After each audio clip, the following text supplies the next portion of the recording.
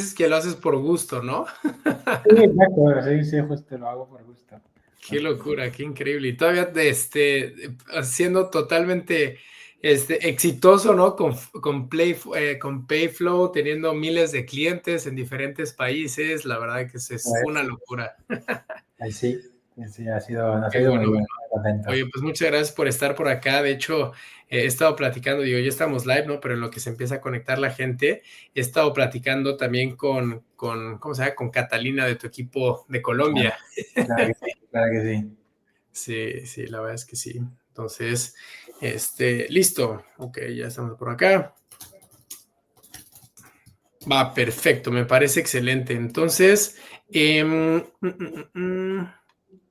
nada más aquí para poder empezar. Esperamos 1 o 2 minutitos. Oye, Vale. y una pregunta, ¿el chino en dónde?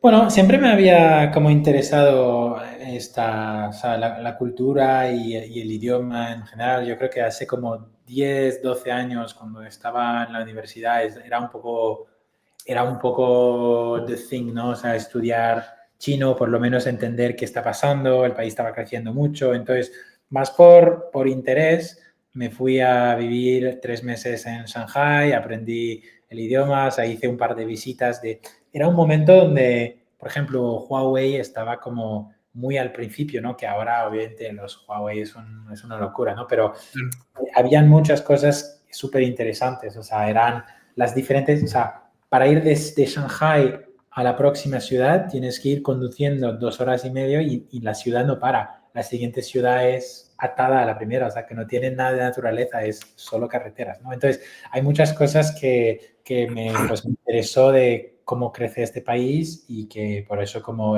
decidí un poco estudiar el Nice, idioma y la cultura. nice, buenísimo, Benoit. Pues me parece excelente. Y pues ahora sí que bienvenido, mi estimado Benoit.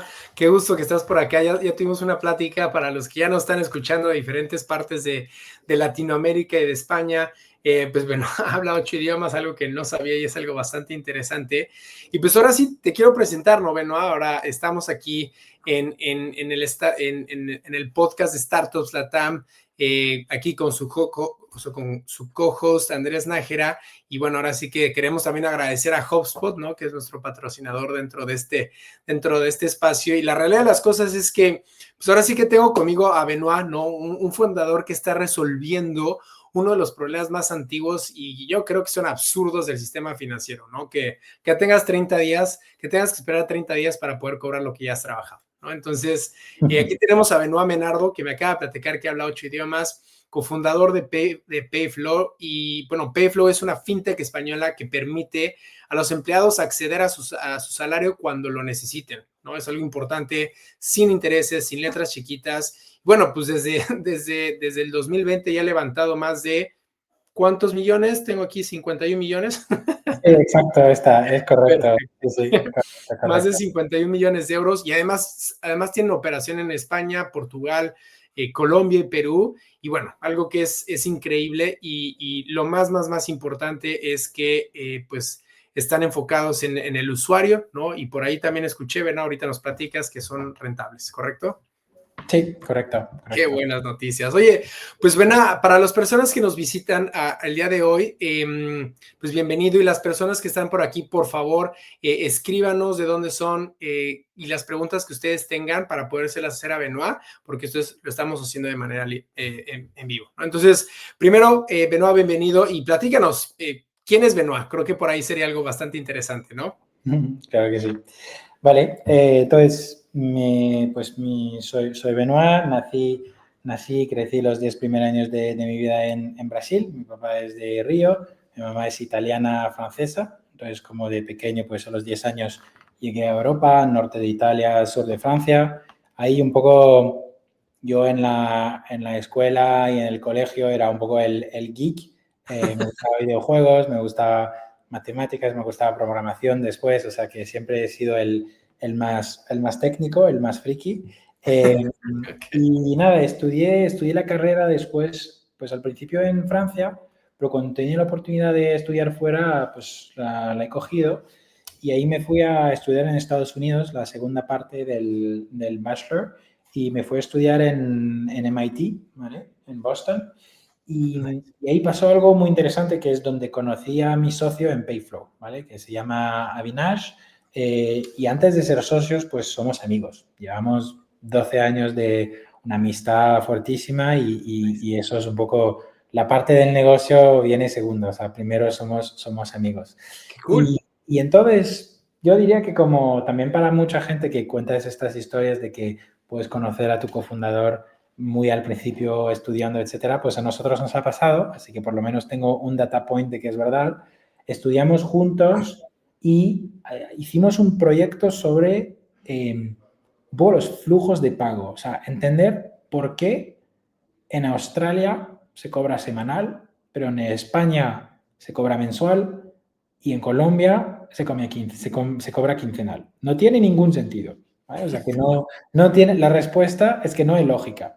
La respuesta es que hace 200 años todo el mundo venía con una bolsa de tomates, de piñas, de lo que sea, y decía, esos son 100 pesos, 100 francos, 100 lo que sea. Y se pagaba, ¿vale? Entonces, había un vínculo directo entre trabajo y recompensa. Eso siempre ha sido el caso, ¿vale? Okay.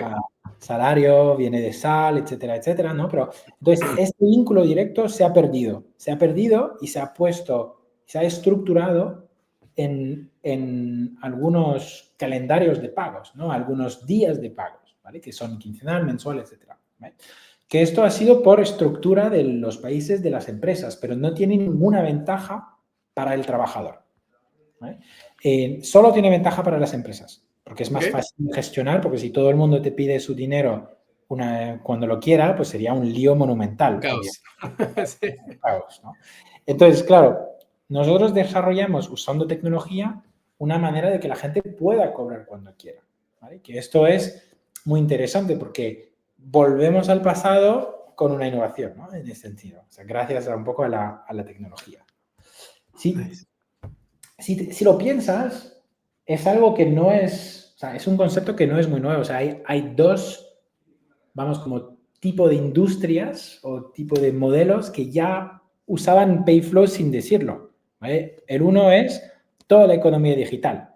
Tú eres un repartidor de Rappi o estás entregando comida, ¿vale? Cuando has entregado tu hamburguesa, cobras. ¿Vale? Claro. Eso es Payflow, ¿vale? No se llama Payflow, pues, pero sí que cobra cada vez que trabaja. O cuando tú pillas un Uber o un Cabify, un Easy Taxi, etcétera, cada vez que tú conduces a un pasajero y que acaba su trabajo, acaba su viaje, cobras, ¿vale?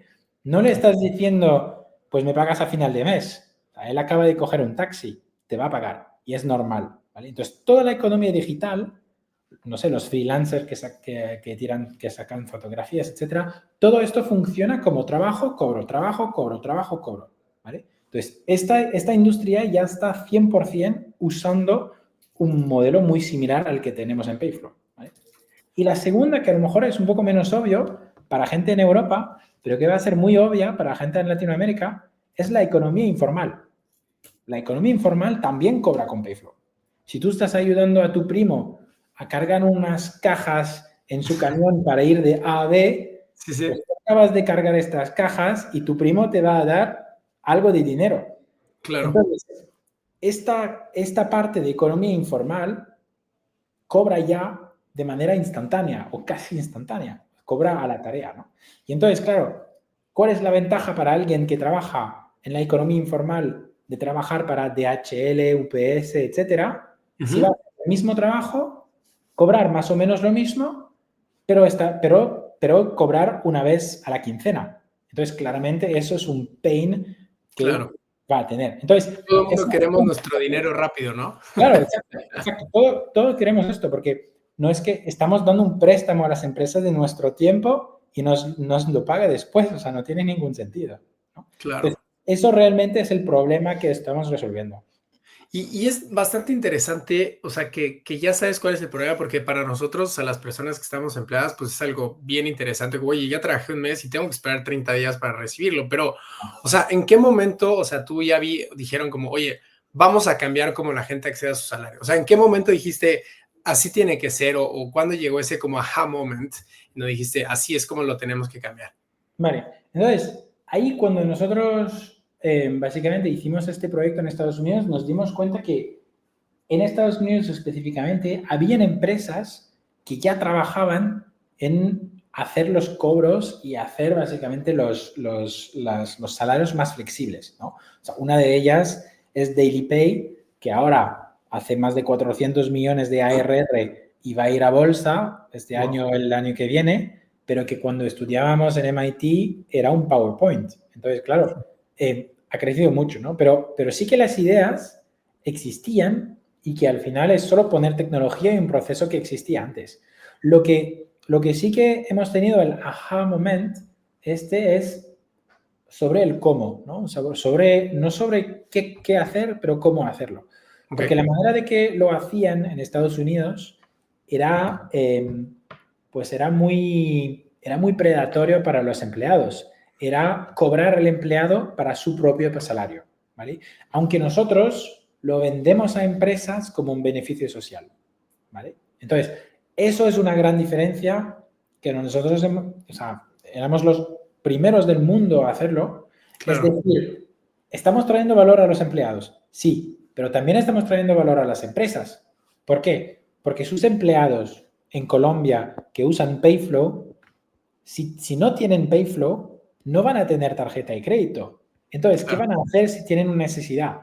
Pues van a ir a ver, no sé, a un gota a gota. Y el gota a gota, pues tú sabes cómo te recogen el dinero. Entonces, sí, claro, como es un estrés muy alto para los empleados. Entonces, la empresa, bueno, siempre que el coste sea algo que pueden asumir, ve un retorno muy grande a nivel de retención de los empleados y a nivel de beneficio que le da a sus empleados, ¿vale? Entonces, eso era la teoría nueva que nosotros lo intentamos sin saber que iba a funcionar, y cuando tuvimos los primeros clientes entendimos que sí, que este valor que estamos trayendo a los empleados se traslada en un valor a la empresa, y que todo esto que estamos ayudando a los empleados, al final las empresas están ganando a nivel de retención de sus empleados y a nivel de reducción del absentismo, ¿no? O sea, reducción del turnover. O sea, si te pongo un ejemplo, o sea, súper sencillo con números, si tomas una empresa de 1.000 empleados, en las geografías donde estamos tiene un turnover de un 100%. Es decir, que pierde 1.000 empleados por año y contrata 1.000 empleados por año. Oh, wow. ¿Vale? Sí, sí. Es una locura. Entonces, si una empresa, obviamente luego depende del país, pero por ejemplo en Colombia o en Perú, contratar a un empleado y vas a hacer el onboarding, el offboarding y todos estos procesos cuesta alrededor de $1.000, ¿vale? Por empleado. Entonces, 1.000 empleados que tienen rotación de 100% y que le cuestan $1.000 por empleado, eso es un problema a $1.000.000 al año. Wow, claro. Es que es una locura. Es que la gente piensa que, bueno, eso es un benefit que lo va a ser un poco un nice to have, pero realmente las empresas lo ven como un must have, como algo que realmente necesitan cuando ven la cantidad de dinero que se ahorran con esta herramienta. Claro, 100%. Es un problema muy grande.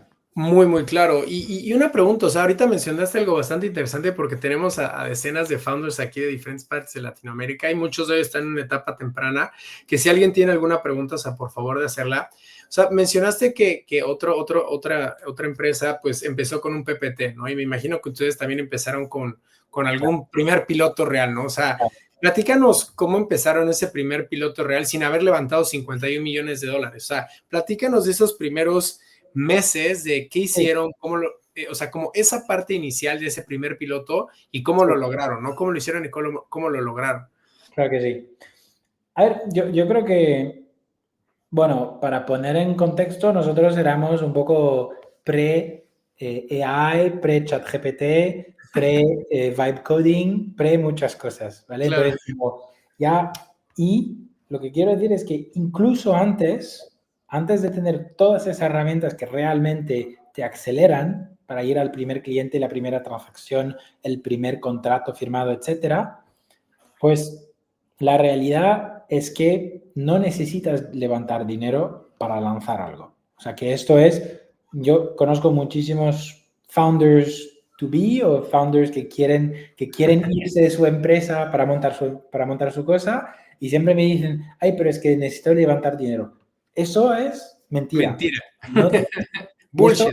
claro, es completamente bullshit, porque al final, cuando haces cualquier programa, acelerador, etcétera, por ejemplo, en Y Combinator, que hicimos en verano de 2021, fue una experiencia fenomenal y cuando llegas ahí, la gente dice, pero no hace falta ni hacer un producto. Tú haces un formulario de Google y cuando recibes esto lo haces manualmente y haces que algo que, o sea, si tu producto está perfecto es que hiciste algo mal. Tu producto tiene que ser feo, con muchos bugs y muchas cosas que no te funcionan, pero por lo menos esto lo tiene que comprar alguien. Porque si no lo compra nadie esto, pues poco probable que lo va a comprar con otro producto, ¿no? Entonces, pero si lo compra alguien, es decir, que hay suficiente product market fit para que cuando lo vayas mejorando realmente tengas pues muy buena acogida, ¿no? Entonces, es un poco la lógica de los primeros días, ¿no? Es hacer algo que puedes hacer tú mismo, ¿Y sin cómo lo equipo hicieron en Payflow? técnico, sin nada. Ajá, o sea, Entonces, ¿cómo lo hicieron en muy sencillo, o Payflow? sea, que al final tú haces los wireframes, o sea, tú dibujas, no hace falta ni diseñador ni nada, tú dibujas la aplicación, ¿vale? Vinculas los botones a básicamente un formulario y cuando ves que la gente se está pidiendo $40, tú coges la aplicación del banco, escribes 40, coges la cuenta bancaria y le mandas el dinero, transacción instantánea y la gente lo recibe y piensa que tiene un producto detrás, pero es que no lo hay. ¿Vale? Entonces, claro, las transacciones al principio eran casi instantáneas, eran en minutos, claro, porque las hacíamos nosotros a mano, Manualmente. claro, que no había nada, no había ni backend ni nada. Entonces, claro, eso es lo que, obviamente, como ahora la app es casi la misma, tiene solo un botón que dice retirar y si le das al botón retiras. Pero pues hay un backend, hay una infraestructura, hay muchas integraciones con varios pagos, varias monedas, con deuda, etcétera. O sea, se ha puesto más complejo, pero que no hace falta hacer esto para avanzar. O sea, que este mismo producto, sin nada detrás, es vendible. Porque es Claro. vendible porque hay una necesidad que estás resolviendo. No lo vas a vender al mismo precio, perfecto, pero lo vas a vender. Y hay una gran diferencia. O sea que siempre, como hay muchos emprendedores que me dicen, no, es que tengo ya como 4 clientes, ¿no? Hay una gran diferencia entre un cliente que pague, aunque pague muy poco. Nosotros hemos multiplicado el precio de venta por 20 en los últimos años, desde que empezamos. Entonces, claro, pero pasar de cero al primer precio, que es 20 veces más barato que el de hoy, era dificilísimo. Entonces, claro, es súper importante ponerse como objetivo no solo tener un cliente, pero tener un cliente que pague. A partir del momento donde tomas dinero de tu bolsillo y le pones en otro bolsillo, eso significa que lo que estás dando tiene valor, ¿vale? Me parece, Todo el sí. resto es muy bullshit. Es bullshit, ¿no? Porque mucha gente se empieza a enfocar en Claro, diferentes claro. métricas No, no, y la, exacto. y la realidad de las cosas que al final lo único que te interesa es realmente, pues, ¿Cómo funciona? exactamente, ¿no? Y creo que es algo bastante importante. Y justamente aquí Alex Corso nos pregunta, o sea, en esa etapa súper inicial, ¿cuál fue su estrategia de go-to-market? O sea, ¿cómo empezaron a obtener los primeros clientes? O sea, esa creo que es una pregunta que todo founder en etapa temprana quiere saber. ¿Cuál fue su estrategia de go-to-market en esas Claro. primeras etapas, Benoit? Bien. Entonces, ahí es difícil un poco generalizar, pero yo voy a decir que en la mayoría de los casos es levantar el teléfono y llamar, ¿vale? O sea que puedes tener un producto que sea extremadamente escalable, donde haces Google Ads, haces como todo lo que quieras, haces LinkedIn Ads y la gente se registra automáticamente, tienes un muy buen SEO, etcétera. Yo no me lo creo, lo he visto en algún casos, especialmente en B2C. Yo creo que tienes que tener muy buena competencia a nivel de digital marketing y de básicamente growth hacking para conseguirlo. Y yo creo que cualquier empresa, incluso B2C, tiene que empezar su go-to-market levantando el teléfono, llamando a usuarios o a clientes y no tener este miedo de que la gente diga que no, porque te vas a entender por qué te dice que no, y entonces ir a los primeros clientes así. Y vamos, empezamos así, seguimos así, o sea, 70-80% de los nuevos clientes han sido generados por llamada. Y obviamente a la gente no le gusta, porque es mucho más cómodo mandar un mensaje por LinkedIn, mandarlo a 20 personas y esperar que te contesten, o mandar un email, o hacer una publicidad esperando que la gente viene. Pero muchas veces, o sea, boring is what works, ¿no? O sea, que realmente la parte que es pues, más pesada es lo que realmente te trae más resultados. No hay nada mejor que llamadas en frías al principio y yo creo que en los primeros años de la compañía. Hasta que tu mercado realmente te lo pide, pero que esté completamente educado. O sea, si estás reemplazando, no sé, Google. claro, exacto. Pero si estás reemplazando Google tendrás otros problemas, pero exacto. Pero si estás haciendo algo que todo el mundo entiende, pues perfecto. A lo mejor no hace falta llamar a gente, pero que al principio es clave. Y es bien interesante, Benoit, porque dices que hay que agarrar el teléfono y pues muchas veces, o sea, los founders hay como una diferencia, ¿no? O sea, el founder tiene que vender o no tiene que vender. Entonces, platícanos de esa parte de, o sea, cómo ustedes estaban vendiendo como founders y las segundas, cómo llevaban o sea, como el manejo de Excel, ¿no? Porque, bueno, como tú sabes, HubSpot es nuestro patrocinador en este webinar. De hecho, vamos a tener un webinar con ellos para que se registren hasta aquí en las notas de voz, pero platícanos un poco de, pues, cómo llevaban ese control, cómo llevaban esas llamadas, o sea, cuántas llamadas hacían al día, lo hacían tú y Abby, tenían alguien en el equipo, porque Claro, do things that don't scale, ¿no? claro, justamente. Vale, muy bien. Bueno, yo no sabía que al principio que era HubSpot, porque nosotros tenemos HubSpot, entonces como a Ah, ver nice.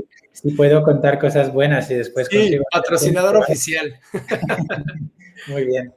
No, 100%. a ver, y la realidad es que nosotros creo que hicimos un error porque al principio todo el mundo, o sea, hay una gran parte de la gente que decía, puedes hacer todo por Excel, nos daba miedo.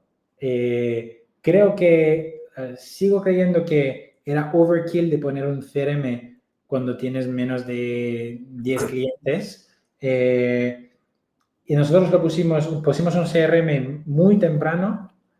Nos costó mucho hacer los trainings de la gente, a hacer un poco que era un overkill completo. Y pusimos a Salesforce al principio, ¿vale? Y acabamos migrando a HubSpot un año después. Y Claro. la razón es porque yo creo que, o sea, no, cada uno, o sea, hace su due diligence y va con el mejor CRM que opina, pero yo creo que la cosa que hay que mirar es a qué nivel de complejidad necesitas en un CRM a la etapa donde estás. Entonces, Súper simple, me imagino. claro, exacto. Entonces, creo que esta complejidad va creciendo cuando añades productos, países, etapas del funnel, etcétera, etcétera, pero que al principio tiene que ser súper sencillo. Y tienes que ir construyendo tu CRM como cuando vas construyendo tu estrategia pues, de venta y de go-to-market, ¿no? Entonces, eso es un poco un error que hicimos. Nosotros intentamos hacerlo demasiado complejo desde el principio y nos perdimos en demasiado, pues, filtros, condiciones, etcétera, y después retomamos todo y decimos, ok, eso hacemos un export, migramos a un CRM que nos puede ayudar desde el principio con una parte muy sencilla, pero que también nos permite crecer y escalar cuando se vuelve más complejo. ¿Vale? Nice. Y entonces, hemos elegido HubSpot para esto. Yo no es que recomiendo en particular HubSpot o otro a otros founders, yo creo que cada uno tiene que hacer los pitch con los principales y ver lo que tiene más sentido. Es verdad que HubSpot suele tener muchos descuentos para startups que empiezan, entonces esto ayuda a un poco a hacer el paso al CRM y no quedarte en Excel, pero igualmente yo creo que hay que mirar complejidad de tu proceso de venta. Claro. Hay que mirar coste, obviamente, porque con una startup que ha levantado poco, pues el coste es algo que es uno de los criterios muy importantes. Y hay que mirar todo lo que es lo que llamo un poco usability, es decir, cuando contratas a un vendedor, cuál es la probabilidad que ya haya trabajado en este CRM, porque si ya ha trabajado va a ir mucho más rápido a generar valor porque no va a tener que hacer todos los trainings, etcétera. Claro. Entonces, esto, un poco, el usability también incluye dentro todo lo que es integraciones. Es decir, Claro. es normal al principio tener 1000 plataformas para hacer 1000 cosas diferentes. Y entonces, si tu CRM no se integra con las 999 restantes, vas a tener un problema y vas acabando a hacer monkey jobs de copy-paste de una plataforma a la otra todo el día. Claro, no, 100% Benoit. Y plática, ahorita mencionaste que este fue un error, ¿no? O sea, de que fuiste un CRM demasiado complejo y no funcionó. ¿Qué Yo, otros? claro, yo diría no CRM hasta los primeros, dependiente del tamaño del cliente, pero 10, 15 clientes, porque eso es lo que necesitas para entender qué es tu proceso de venta. Antes no lo sabes porque no has vendido. Y después poner un CRM que puedes tener súper sencillo, que tiene funcionalidades para crecer y para ser más complejo, pero que empieza súper fácil. Claro. Y totalmente de acuerdo, algo bien, bien simple. Mencionaste que ese fue un error. ¿Y qué otros errores cometiste al principio que no has compartido en otros lugares o que la gente fuera de Payflow no conoce? O sea, ¿qué errores cometiste al principio que te hubiera encantado que te dijeran, oye, aguas con este error, ¿no? Eh, bueno, yo diría que hay muchos errores de people, o sea, muchos mis hires o gente que contratas que no encajan, ¿no? Entonces, como hay que realmente poner particularmente mucho cariño en los primer hires. Cuando no has fundado una empresa, muchas veces en los procesos de selección es fácil caer en algunos prejuicios, en algunos bias, ¿no? O sea, por ejemplo, cuando contratas tu primer tech lead o desarrollador senior o CTO, VP Engineering, etcétera, etcétera. Si tú no has programado antes, ¿vale? Y nosotros que habíamos programado un poco, pero que no éramos CTOs antes, Claro. pues era que nos quedamos súper impresionados por perfiles que tienen 10 años, 15 años de experiencia programando, ¿vale? Y entonces, consideramos estos perfiles realmente como dioses, ¿vale? Aunque al final no es que no son buenos, son excelentes en lo que hacen, pero yo creo que ahí como tienes que entender lo que realmente necesita tu empresa en este momento y la mayoría de los casos es gente que tiene muchas ganas, que es suficiente lista para poder aprender cosas, pero que no necesariamente tiene los 10 años de experiencia que tú estás viendo en el LinkedIn. No es que experiencia sea mala, pero es que en startup demasiada experiencia es un poco contraproductivo, porque hay más reticencia, hay más reticencia al cambio, o sea, la gente en general es más lenta, es más, o sea, que tiene otras prioridades, entonces como esto es donde experiencia yo creo que hay que descontarlo un poco, eso es uno de los errores, ¿vale? Vinculado a esto, yo diría que un poco que no hay ningún arbitraje de salario, ¿vale? O sea, que pensar que tú eres como excelente negociador y que lograste convencer a alguien que cobraba $150,000 venir a tu startup por $60,000, eso es un error grave que o sea, nunca funciona, porque las personas, aunque tengan equity, aunque tengan ganas de montar un unicornio, pues tienen su vida, tienen su familia, tienen lo que tenían en su trabajo anterior, y si Claro. divides por 2 o por 3 tu salario, vas a sentir un stretch muy alto a nivel personal. Y entonces, estos perfiles, todos, sin excepciones, todos los que pensábamos que éramos súper listos porque les hemos convencido de bajar su salario contra equity, con el sueño de montar algo muy grande, etcétera, nunca ha funcionado porque al final puedes tener un cut de 10%, de 15%, de 20%, eso es aceptable, pero la mitad es inaceptable, un tercio es inaceptable, ¿no? Y entonces todos esos perfiles se acabaron yendo no a 150 a lo que tenía antes, pero a 200, 250, y entonces como donde yo podía subirles de 70 a 75 o a 80, pero no puedo combatir contra un 200K al año a este stage. Entonces, no pensar o sea, pagar lo que realmente la gente, o sea, similar a lo que cobraba antes o con un pequeño descuento, pero nunca pensar que estas diferencias funcionan, ¿no? O sea, algo muy, muy táctico de errores que hicimos. Claro. Ok, no, Y, me parece excelente. Y creo que algo, o sea, de lo que hemos visto dentro de Payflow, o sea, creo que ustedes han sido extremadamente disciplinados, ¿no? O sea, en cuanto a un burn rate bajo, o sea, enfocarse en rentabilidad, o sea, un crecimiento controlado, pero bastante acelerado, ¿no?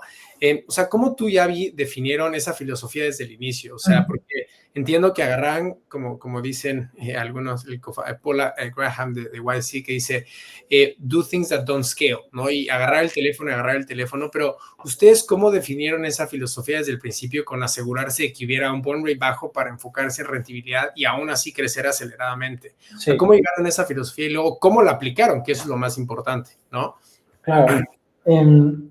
Yo creo que depende del ciclo donde estás empezando, si es más o menos difícil. O sea, o es el ciclo donde hay mucho dinero en el mercado, todo el mundo está levantando valoraciones locas, todo el mundo está pagando salarios locos y teniendo burn rate altos, o es el ciclo donde nadie está levantando, todo el mundo está haciendo layoff, todo el mundo está haciendo hire freeze o promotion freeze y donde el mundo pues Como ahorita. se va mal. Vale, exacto, justo. Entonces, depende de dónde empiezas tu startup, es más o menos difícil, ¿no?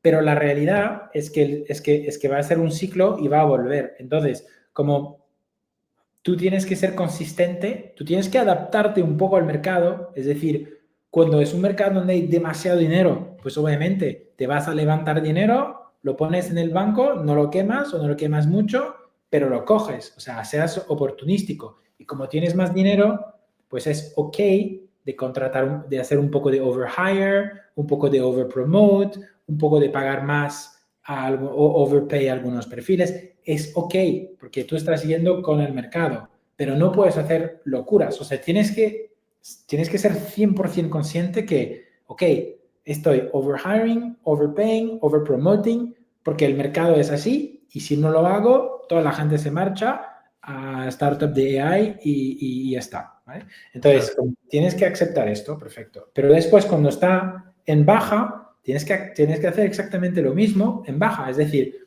tú tienes que seguir contratando, pero poco, porque ahí, como vas a tener mucho más leverage como empresa, tienes que seguir promocionando, pero poco, porque ahí la gente que se promociona pues va a ser mucho más sticky, se va a sentir mucho más valorada, etc. Entonces, tienes que adaptarte a dónde está el mercado, ¿vale?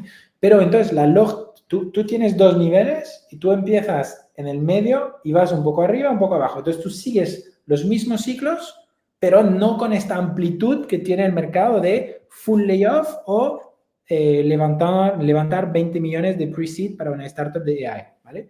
Entonces, esto es básicamente donde tienes que ir. Esta disciplina es lo que funciona y la gente tiene que pues, entender que tienes este mindset, esta mentalidad, porque al final está viniendo a trabajar con una startup que puede quebrar en cualquier momento, pero la realidad es que si comunicas a la gente, eso es mi punto de vista, eso es cómo estamos gestionando la empresa, da mucha confianza en los empleados. A mí mucha gente no quiere venir a una startup que tiene un año de vida, que tiene un runway de 12 meses y la Claro. mayoría lo tienen.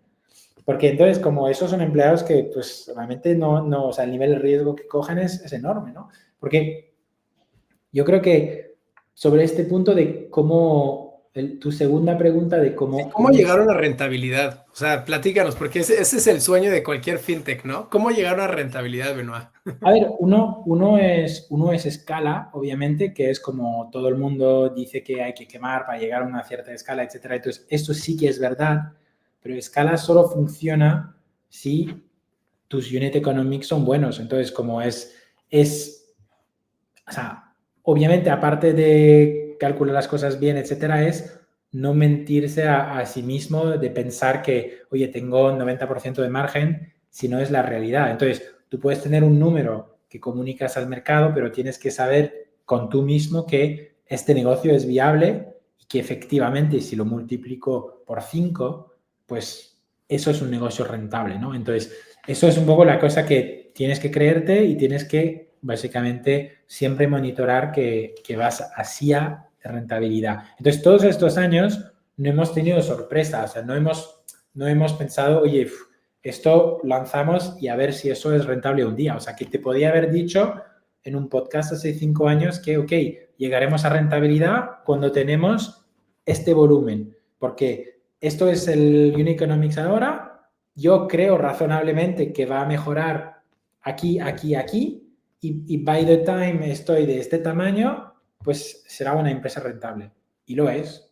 O sea que realmente esa es un business case. Entonces, claro, hay muchas hipótesis que no puedes averiguar al principio, etcétera, pero seas pesimista en tus hipótesis, pero realmente es no mentirse cuando ves los números. Cuando ves los números y que este negocio no puede ser rentable, o sea, no hay Claro. ninguna sorpresa. O sea, que muchos fundadores presentan negocios que nunca serán rentables. Y entonces, claro, o sea, necesitas algo más, que no es mala idea, que a lo mejor es una feature estratégica que vas a vender por 5, 6, 7 millones y que vas a ganar mucho más dinero que muchos unicorn founders, perfecto. Pero que al final es siempre, siempre, siempre estar convencido de estos dos números, el volumen necesario y las unit economics. Nice. No, me parece. Y para los que no saben qué es un unit economic, o sea, ¿cómo le podrías compartir a un emprendedor en etapas temprana para eficientar o para hacer que esos unit economics, que ahorita nos explicas qué son, a que sean positivos? Y a ver, como la realidad es que como incluso si son negativas al principio, no me molesta. Entonces, Unit Economics, básicamente, tú tienes que mirar lo que te está pagando el cliente y tú ahora le quitas todo lo que es variable, básicamente. Todo lo que solamente depende de que este cliente sea tu cliente. Es decir, un tiempo de alguien que le hace customer care, que hace soporte, por ejemplo, el coste que va a tener la infraestructura de Amazon o de Google, el coste que va a tener, pues si tienes, por ejemplo, costes de transferencias, costes de algunas licencias que necesitas para operar a este cliente, ¿vale? Entonces, tú le pones una barra que es todo el ingreso que tienes de este cliente, le pones todos los costes diciendo este cliente necesito un décimo de un agente de soporte, necesito, etcétera, etcétera. Entonces, tienes otra barra con costes, ¿vale? Entonces, obviamente, la barra de la derecha tiene que ser más pequeña que la de la izquierda. Eso significa que tus unit economics son positivos, ¿vale? Entonces, ¿ahí qué no has pagado? Pues no has pagado desarrolladores, pues no has pagado tu propio salario, no has pagado salario de gente en, por ejemplo, no sé, estrategia, de gente que hace cosas más para toda la empresa, gente de expansión, gente, etcétera, etcétera. Pero sí que has pagado todo para que este cliente funcione, ¿vale? Y entonces, ¿por qué Unit Economics es tan importante en una empresa tecnológica? Porque si después imaginas que tu empresa es 100 veces más grande, pues la barra de ingresos será un poco más que 100 veces más grande, porque al final los clientes tienen más confianza, tienen un producto que conocen, tienes como mayor marca, etcétera. Entonces, cobrará más por cliente, genial, y tus costos en principio serán más bajos. Es decir, el AWS o Google, si eres 100 veces más grande, pues le puedes negociar un mejor precio.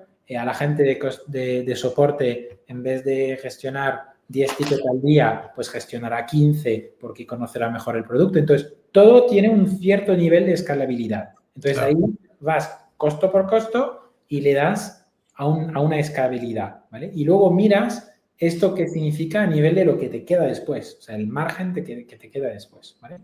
Y luego miras cuál es el tamaño, cuántos clientes como este cliente mismo necesitas para que esto te dé suficiente para seguir creciendo y pagar todo el resto, el desarrollo, los salarios de todos los que no son dependientes de este cliente. Y eso es lo que te hace básicamente la empresa rentable. Me parece excelente. Y qué bueno que nos los compartes porque es algo que los ha llevado a la rentabilidad, ¿no? Hay muchos founders que no están directamente relacionados con empresas de tecnología, entienden, ¿no? Entonces, al final es cómo escala, cómo a escala tú puedes ser eficiente y rentable con lo que estás creciendo, ¿no? Sí. Y mira, justo ahorita tenemos una pregunta, Benoit, de Luis Kai. Dice, escalar y expandir viene de las manos de estrés, burnouts, aprender y desarrollar habilidades de liderazgo. Entonces, la pregunta dice, ¿en algún momento hubo o hay la necesidad de apoyarse en acompañamiento como coaching o mentores ¿no? Para trabajar sobre esas competencias. Es decir, en algún momento, o sea, cuando estabas creciendo, me imagino que la presión era altísima, ¿no? Había mucha gente que pues se llegaba al burnout o algo por el estilo. Entonces, creo que la pregunta va es, ¿existía algún tipo de mentor, acompañamiento que te ayudaba a navegar ese tipo de estrés dentro del crecimiento acelerado de Payflow? A ver, yo creo que eh, hay dos tipos hay dos tipos de mentores, ¿no? Hay mentores como que son más inspiradores, generalistas, o sea que básicamente te pueden ayudar en un poco de todo y en mucho de nada, ¿vale? Y luego hay mentores muy específicos que son lo que sea, expertos en M&A, expertos en fundraising, expertos en marketing digital, etcétera, ¿vale? Yo la primera categoría no la he usado mucho, la verdad. O sea, que sí que tengo algunos inversores míos, por ejemplo, que son fundadores que respeto mucho y aprendo mucho, me siento inspirado, pero no es que, no sé, no me siento bien con ganas de montar Payflow y les voy a llamar para que me hagan coaching. O sea, que esto lo uso bastante poco.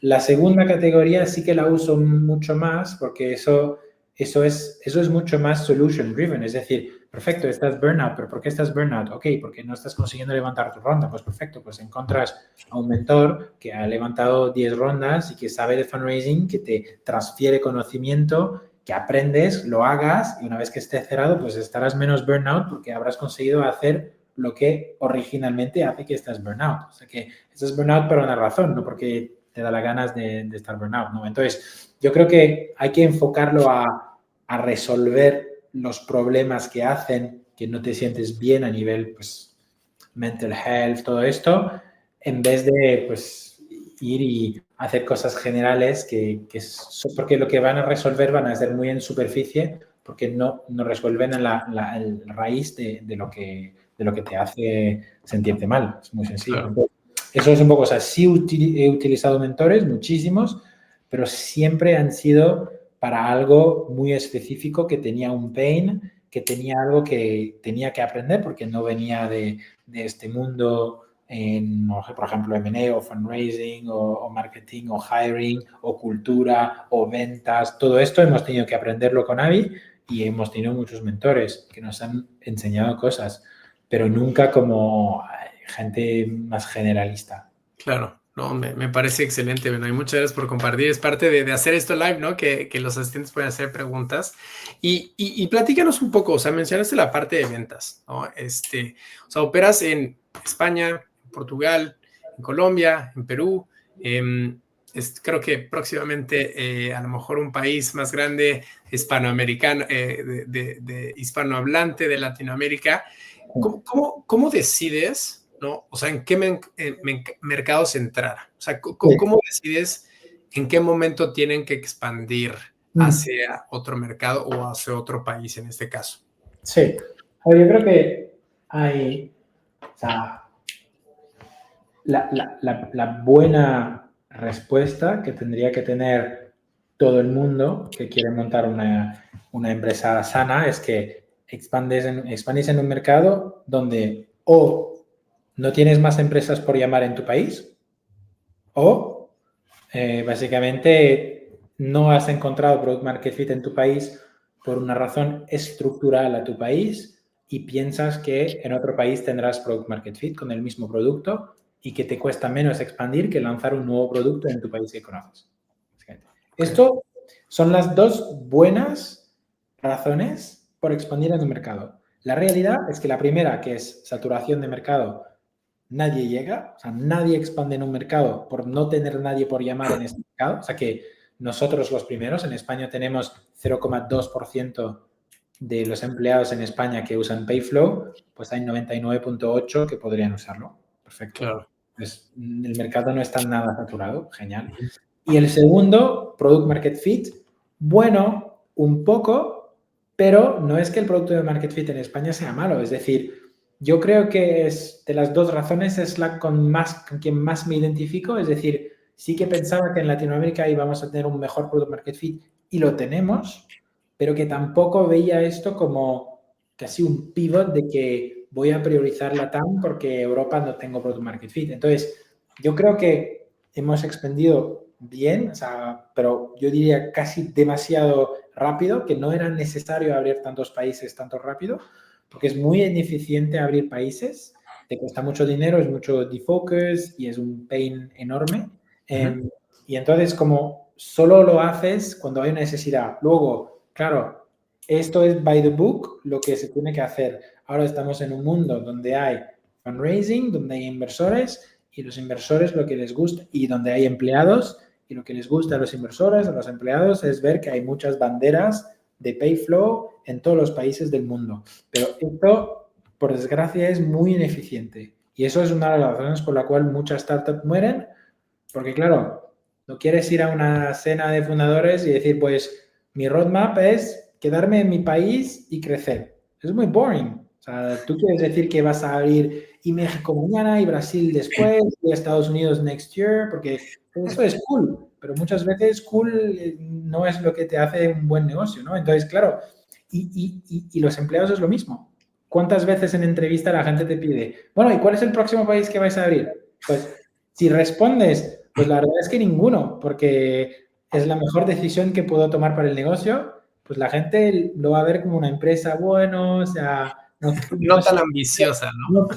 No sé si quiero trabajar con una empresa así, o sea, que no tiene mucha visión, etcétera, pero es que, claro, es que es la buena respuesta para montar un buen negocio, pero después, claro, tienes que jugar en el mundo donde estás jugando. Entonces, claro, no puedes no abrir mercados, pero muchas veces son decisiones ineficientes que incluso después de 2 o 3 años no te compensan y hubieran sido mejores no abrir más países. O sea que es contraintuitivo, obviamente, pero sí, excluyo a la gente que no ha encontrado product market fit en su mercado, porque esto es, claro, eso es un pivot, eso no es un expansion. Platícanos de esas decisiones ineficientes que te has dado cuenta en tu experiencia claramente de Payflow, que has dicho, oh, expandimos muy rápido, ¿no? O sea, ¿cuáles fueron esas, esos aprendizajes, ¿no? Que tuviste que dijeras, uy, me hubiera encantado saberlo antes de expandir, ¿no? O sea, como esas decisiones ineficientes que mencionaste. Pues aparte de geo expansion, la otra que me parece clarísima es el product expansion. O sea que obviamente cuando un inversor o cualquier persona o un empleado te pregunta, oye, ¿cuál es tu roadmap de productos? Y dices, pues la verdad es seguir con un producto como el que tengo sin tener ningún bug y que esté funcionando, pero no voy a sacar más features. Pues es que a nadie le va a gustar, ni a un comprador, ni a un inversor, ni a un empleado, ni a absolutamente a nadie. Entonces, claro, tú estás siempre como fundador pushed a lanzar muchos features muy rápido, que la realidad es que en 99% de los casos no tiene sentido y son decisiones muy ineficientes. Entonces, claro, tienes que priorizar mucho, tienes que elegir este 1% de features que realmente te piden los clientes, aunque no sean features que, no sé, o sea, puedes hablar en una cena y que la gente va a decir, wow, pues si es lo que pide el cliente, hay que hacerlo. Entonces, tiene que ser realmente driven by the market, driven by your demand, porque si no, acabas sacando muchos features que nadie usa. O sea, ¿cuántos features hemos lanzado que teníamos menos de 1% de uso y a todo el mundo le hacía ilusión? A la gente en tech porque pues es un buen challenge intelectual de desarrollar algo nuevo. Perfecto. Pero que, vamos, como que si esto no trae revenue y no trae o no baja tus costes, eso es muy ineficiente. Entonces, claro, pero es divertido. Lanzar features es divertido. Lanzar mercados es divertido. O sea que para mí aquí, o sea, es que muchas veces no tienes que hacer cosas divertidas. Claro, no, 100%. Y muchas veces yo creo que la gente, los founders caen en esta parte de quiero lanzar productos y al final, pues como tú dices, no necesariamente uno, reducen los costos o incrementan el revenue. Pero creo que ese ha sido un caso bastante diferente con su tarjeta FlexFlow, ¿no? Correcto, exacto. Entonces es el 1% de cosas que nos pedían clientes que nosotros lanzamos porque realmente sabíamos que los clientes pero lo iban a adorar y lo iban a querer desde el día 1 y nos iban a comprar desde el día 1 y algunos ya estaban firmados antes de empezar el desarrollo. Entonces, platíquenos qué es FlexFlow, primero para los que no saben, Y platícanos cómo llegaron a la decisión de lanzar un nuevo producto cuando el 1% de sus clientes lo pedían. Claro, claro.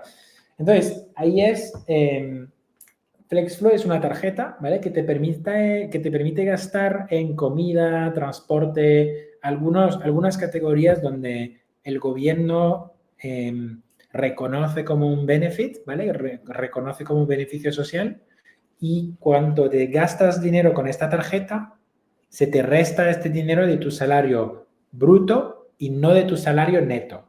¿Cuál es la ventaja? Es que no estás pagando impuestos, no estás pagando IRPF en España, por ejemplo, sobre lo que te estás gastando, ¿vale? Entonces, al final es casi como tener un cashback de 30% si tienes un 30% de tasa, o sea, de income tax. Es como tener un cashback de 30% sobre lo que te gastas en el día a día. Es increíble.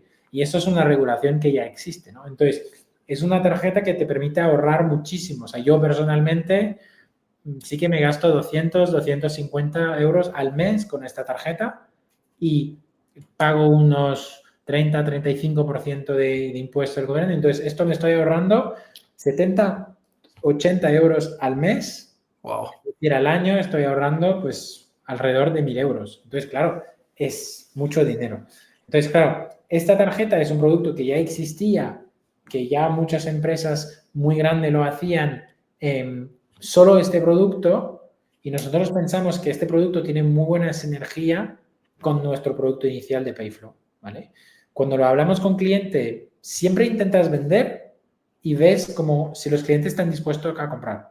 Y cuando ves que los clientes dicen, sí, sí, lo compramos, les mandas el acuerdo, lo firmas.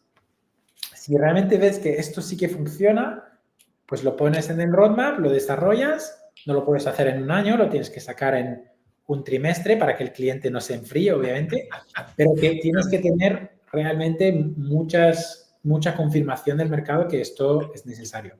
Y entonces, como en este caso, teníamos confirmación de mercado, uno, porque había muchos competidores, eso siempre es un buen indicador. O sea, muchos fundadores que me presentan sus proyectos siempre les pregunto, pero ¿por qué nadie lo hace esto si es tan genial? Ah, bueno, es que se me ha ocurrido. Perfecto, pero es que no creo que seas la persona más lista del mundo, pero si te ha ocurrido a ti es que le ha ocurrido a muchas personas. Entonces, si no se hace es por una razón. Entonces, el hecho de que hay competidores es algo muy bueno. Hay que parar de tener miedo de competidores, y cuando presentas a inversores siempre intentar encontrar el ángulo donde eres como la única persona del mundo entero a haber encontrado este producto. Que esto no convence a nadie. O sea, hay que explicar que sí que hay competidores, esto te valida un mercado, pero eres mejor por 1, 2 y 3, pero que sí que existe esta competencia. Y para mí no entraría nunca en un mercado que no es competitivo. O sea, entiendo que algunos lo hacen, tienen mucha suerte y montan unicornios, pero que yo creo que realmente el nivel de riesgo y de reward de hacer esto es absurdo. O sea, que es mucho mejor tener confirmación de mercado. Entonces, eso era la primera confirmación, y segunda era de nuestros clientes que nos lo pedían. Entonces, ahí lo priorizamos, hacemos realmente muy MVP con muchos bugs que no funcionaba, etcétera. Lo seguíamos vendiendo y la gente lo seguía usando, y ahora es mucho mejor. Ahora hay tarjetas digitales, ahora hemos incluido guarderías, seguros, hemos incluido pues muchos otros benefits. O sea que luego le vas poniendo más piezas, pero primero tienes que hacer algo que funciona, pero mal. Claro. Si lo compran, pues lo desarrollas para que esté perfecto. Claro. No, 100%, me parece excelente. Bueno, y creo que es un buen aprendizaje, ¿no? Porque primero lo testeaste, primero validaste, segundo lo vendiste y luego lo creaste, porque hay muchos founders que lo hacen al revés, ¿no? Entonces, qué bueno que va por allá. Oye, y tomando en cuenta, sé que estás... Como multiplicador, porque segundo producto tiene que ser multiplicador del primero. Entonces, mucha gente me pregunta, ¿pero por qué no lanzan FlexFlow en Colombia o en Perú? Pues es muy fácil, porque un segundo producto te multiplica la base que tienes ya en un primer producto. Entonces, si multiplico una base muy pequeña, pues no tiene mucho sentido a nivel de números. Entonces, claro, cuando un país es suficiente grande para multiplicar su base, pues le añades el segundo feature. Pero si no, es mucho mejor seguir vendiendo el segundo feature en un país que ya es más grande, porque el efecto multiplicador es más alto. Nice. No, me parece excelente, Benoit. Y ya tomando en cuenta que estás súper con varias cosas, ¿no? Y con back-to-back meetings, tenemos 4 minutos, 2 preguntas últimas. O sea, creo que la primera es en 1 o 2 minutos. ¿Hacia dónde va Payflow? O sea, ¿cuál es digamos, el roadmap o la visión de los siguientes, no muy lejos, 3 años? Esa Sí, es la primera pregunta y luego vamos a tener como 1 o 2 minutos para hacerte la última. bien, perfecto. A ver, yo lo separaría en tres como partes del negocio. La primera es, pues, lo que hemos hablado, la parte de geos, o sea que nosotros seguimos muy enfocados en geografías que conocemos a nivel de región, es decir, Europa, incluso Europa del Sur y Latinoamérica, es decir, no entraremos ni en US, ni en África, ni en Asia, o sea que creo que hay que tener una coherencia a nivel geográfica. En los siguientes 3 años no es que quiero abrir un país al año o 2 al año o una meta de país a abrir, es algo que viene de clientes. La manera de hacerlo, que yo creo que es la mejor manera, es registrar los intereses de los clientes para abrir un cierto país y luego defines un poco el punto donde quieres abrir el país con ya intereses de clientes, ¿no? O sea, que no sé, por ejemplo, en todos los países de Latinoamérica hemos tenido un cierto interés, pero no voy a abrir Bolivia si solo tengo un cliente de 30 empleados ahí. Pero entonces tienes que sumar los empleados, sumar el contract value, el valor de todos los clientes que entrarían a este país para lanzarlo, ¿no? Me imagino que en los siguientes 3 años habrá por lo menos un país en cada región que abriremos dependiendo de la necesidad de los clientes en esta región, ¿no? Esa es la primera. La segunda es a nivel de productos. Es verdad que donde va la compañía creo que va en una plataforma donde sacamos más beneficios para los trabajadores. No soy muy partidor de tener una especie de hub donde tienes 50 benefits, porque al final esto no lo usa mucha gente, pero sí que como estamos testeando varios después de Flex para seguir con, uno, el efecto multiplicador que te hay en España y dos, hacer el rollout de Flex por ejemplo, Colombia en los siguientes 3 años, casi seguro que lo haremos porque Colombia sigue creciendo, ¿no? Entonces, misma lógica, multiplicas el existente y luego multiplicas el multiplicador del existente, ¿no? O sea, Buenísimo. Me parece excelente. Y ya para terminar, una pregunta que a todo mundo le hago, ¿no? Es, si tuvieras un mensaje en una sola oración para emprendedores en Hispanoamérica, ¿cuál sería y por qué? Mensajes para emprendedores que empiezan. Correcto. Yo creo que es rush to launch, o sea, es realmente ir lo más rápido a la primera transacción, al primer cliente, especialmente ahora con todas las herramientas que hay. Yo creo que si tú no puedes lanzar tu producto y tener un usuario antes de la semana que viene, no tienes que hacer este producto. O sea, que es este nivel de velocidad que tienes que ir. O sea, nosotros llevamos casi 6 semanas entre el momento donde decimos lanzamos Payflow y donde ha habido la primera transacción. Con las herramientas que hay hoy, yo creo que tiene que ser entre 2 y 3 semanas. O sea, todo lo que es más de un mes, seguro que es fuera. No hace falta ni hacer estudios de mercados, ni contratar abogados, y ni establecer nada. Me encanta, Vena. Oye, no, pues de verdad que muchísimas gracias por compartir tu experiencia con tanta claridad. Lo que están construyendo en el Payflow, pues además mejora la liquidez financiera de millones de personas y bueno, pues también define algo muy relevante en donde los empleados pueden obtener beneficios y entonces, pues muchas gracias, Benoit, por haber asistido nuevamente. Gracias. Que sigan los éxitos, ¿no? Expandiendo en diferentes países. Y pues de verdad que muchas gracias por haber asistido. Te dejo ir, yo sé que tienes una reunión y para los asistentes no se les olvide, ¿no? Que HubSpot tendrá un webinar que los queremos invitar porque 1 de cada 3 empresas pierden ingresos al ignorar esto. Está en los comentarios, ¿vale? Entonces, Benoit, muchísimas gracias, que tengan una excelente tarde y pues gracias por asistir. A ti, Andrés, un abrazo fuerte. Chao, bye bye.